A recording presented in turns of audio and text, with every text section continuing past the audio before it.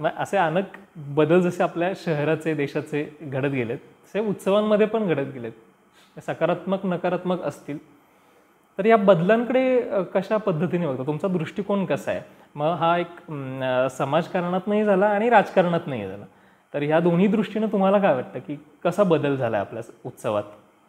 उत्सवात बदल तर निश्चित झालाय. म्हणजे मी म्हणलं तसं सुरुवातीच्या काळामध्ये आपण गणेशोत्सव पाहायचो. गणेशोत्सवाच्या निमित्ताने पुण्यामध्ये येणारे खूपशी मंडळी बाहेर न यायची, ग्रामीण भागात न यायची. तर पूर्वी गणपती उत्सव त्याला असणारं स्वरूप असेल म्हणजे लोकमान्य टिळकांनी सुरू केलेला उत्सव आणि त्याच्यानंतर मधल्या काळामध्ये त्याला आलेलं काही स्वरूप असेल किंवा समाजाचा सुद्धा त्याच्याकडे बघण्याचा एक वेगळा दृष्टिकोन होता.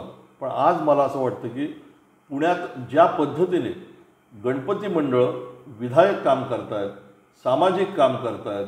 कोविडच्या काळामध्ये कोण रस्त्यावरती होतं, तर एकमेव उत्तर आपल्याला असेल की पहिला कोण असेल तर तो गणपती मंडळाचा कार्यकर्ता हा रस्त्यावरती होता. अनेक नावं घेता येतील पुण्यातली की जी गणपती उत्सवाच्या माध्यमातून काम करतात. अशी सगळी मंडळी रस्त्यावरती उतरली होती आणि ती समाजाप्रती काम करत होती. कसं आहे की एखादं या सगळ्या कामाच्या बाबतीत असं म्हणतात ना की एखादं कोणीतरी असं उठतं आणि म्हणतं की नाही, उत्सवामध्ये हे जे चालतं हे चुकीचं आहे, उत्सवाकडं बघण्याचा दृष्टिकोन जो आहे किंवा हे विभिन्न आहे, या गोष्टी वाईट आहेत. पण हे सगळं असलं तरी उत्सवांच्या माध्यमातून जे विधायक काम केलं जातं, ज्या चांगल्या गोष्टी, समाज एकत्र येतो, समाज एकत्र येण्यासाठीच मुळात उत्सव सुरू झाला. आज आपण पाहतोय की आपण एकमेकांना भेटायला आपल्याला वेळ नाही आहे.